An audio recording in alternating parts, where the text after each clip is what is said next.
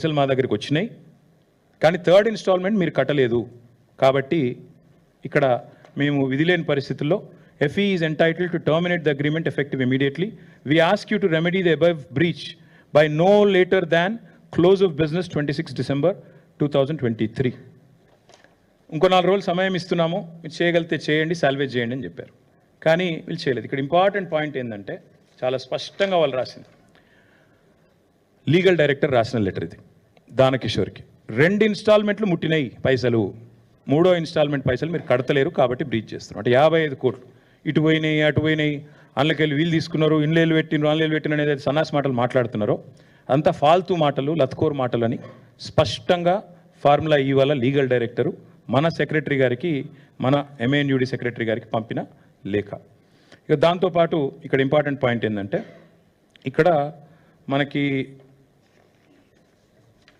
ఇది ఇంకా ఇంపార్టెంట్. ఇందాక నేను చెప్పాను మీకు BCCI, ICC, అట్లాగే ఇక్కడ కూడా FMSCI, FIA అని ఉంటాయి. వీళ్ళకి డబ్బులు కట్టడంతో పాటు ICCకి BCCI కూడా ఏదైనా ఈవెంట్ అప్పుడు ఎట్లయితే ఇప్పుడు IPL వాళ్ళు కూడా BCCIకి డబ్బులు కట్టాలి, అట్లాగే ఫార్ములా ఈ రేస్ ఇక్కడ అవుతున్నప్పుడు మనం కూడా వీళ్ళు కూడా వాళ్ళకి డబ్బులు కట్టాలి, FMSCIకి FIAకి డబ్బులు కట్టాలి, కొంత లైసెన్స్ అగ్రిమెంట్ అని ఉంటుంది. దానికి ఒక 74 లక్షల రూపాయలు కట్టారు.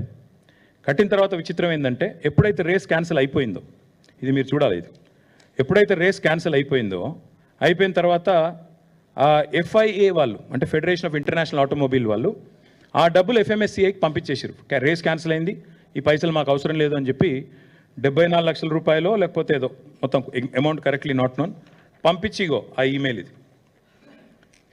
FIA నుంచి FMSCIకి పైసలు పంపించేసారు వాపస్.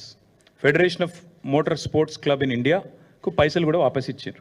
వీళ్ళు ఇప్పటికి 20 సార్లు దానకిషోర్ గారిని అడుగుతున్నారు, బాబు ఈ పైసలు వాపస్ తీసుకో, మీ డబ్బులు మీరు వాపస్ తీసుకోండి అని అడుగుతున్నారు. వీళ్ళు సమాధానం లేదు. ఎందుకు ఇదంతా ఎందుకు అంటే వీళ్ళ ఎజెండా ఒకటే, ఏదో జరిగింది. ఏం జరిగింది ఇందులో? నాకు నిజంగా బిగ్గెస్ట్ జోక్ ఎక్కడ అనిపిస్తుందంటే ACB అట, ACB కేసు అట. ఇలా కరప్షన్ ఎక్కడ ఉంది ఇప్పుడు మీరు చెప్పండి నాకు. 55 కోట్లు మనం కట్టినాం, కట్టిన డబ్బులు వాళ్ళకు ముట్టినాయని వాళ్ళు చెప్తున్నారు, లైసెన్స్ డబ్బులు వాళ్ళు వాపస్ ఇచ్చినామని వాళ్ళే చెప్తున్నారు. ఇది ఏది కూడా గవర్నమెంట్ బయట పెడతలేదు. ఇవన్నీ దాచి దొంగ కేసు పెట్టి ఏదో జరిగింది నేరం, ఏదో అన్యాయం జరిగింది అని బట్టగాల్చి మీదేసే ఒక లత్కోర్ ప్రయత్నం రేవంత్ రెడ్డి ప్రభుత్వం చేస్తున్నది. ఇది మా వాళ్ళకు తెలవాలి, ముఖ్యంగా మా తెలంగాణ ప్రజలు ఎవరైతే, సోదరులు ఎవరైతే మమ్మల్ని గెలిపించినరో, ఎవరైతే ఇవాళ మమ్మల్ని ప్రధాన ప్రతిపక్షంగా కూర్చోబెట్టినరో వాళ్ళకి తెలవాలి. See, let me ask you, you guys should know this. This is a straightforward equation. HMDA account Indian overseas బ్యాంక్లో ఉంది, అందులోకి వెళ్ళి డైరెక్ట్గా డబ్బులు ట్రాన్స్ఫర్ అయినాయి, తబాదలు అయినాయి. ఇండియన్ ఓవర్సీస్ బ్యాంక్ అనేది నేషనలైజ్డ్ బ్యాంక్, అదేం ప్రైవేట్ బ్యాంక్ కాదు, చిన్న చిత్క బ్యాంక్ కాదు. వాళ్ళు ఏది చేసినా వాళ్ళు 100 ట్రాన్స్ఫర్లు చేస్తారు. RBI, ఇంకో BI, అన్ని BIల పర్మిషన్లు తీసుకునే చేస్తారు. డబ్బులు HMDA, మాకు HMDA యాక్ట్ ఎంపవర్స్ అస్.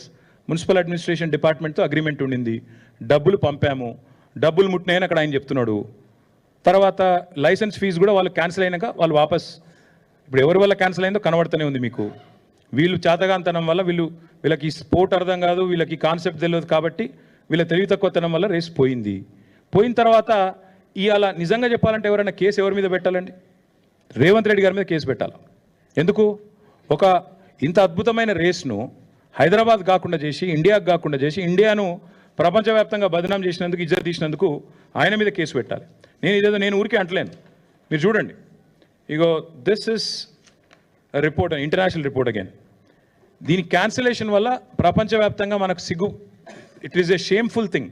ఇండియాకి జరిగే నష్టం ఇది. మోటార్ స్పోర్టింగ్లో మళ్ళీ ఎవడు నమ్మడు వీళ్ళను, ఇట్స్ అన్ ఇండెలిబుల్ మార్క్, ఇది మంచిది కాదు వీళ్ళకి అని చెప్పి రేసర్లు, రేస్ డ్రైవర్లు వాళ్ళందరూ మాట్లాడిన మాట. నేను అనేదల్లా నాకు అర్థం కాదు. ఇంకొక మాట కూడా చెప్పాలి చివరిగా, చాలా ఇంపార్టెంట్ ఇది. సరే కేసు వీళ్ళేదో పెట్టి రియాల్ FIR పెట్టిండ్రు. ఫార్ములా ఈవోలు కూడా ఏం చేశారు తెలుసా? ఇక వాళ్ళు కూడా కేసు వేసారు. ఎందుకంటే ఒరిజినల్ అగ్రిమెంట్లో ఏముంది, ఏం డిస్ప్యూట్ వచ్చినా ఆర్బిట్రేషన్ కోవాలని ఉంది.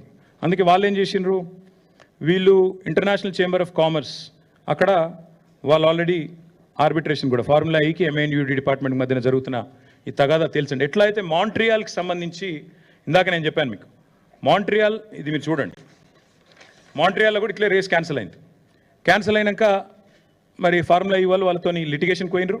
ఆఖరికి $3 మిలియన్ లిటిగేషన్ సెటిల్ అయింది. అట్లాగే సెటిల్ చేయాలన్న ఉద్దేశంతో హరీష్ సాల్వే అనే ఒక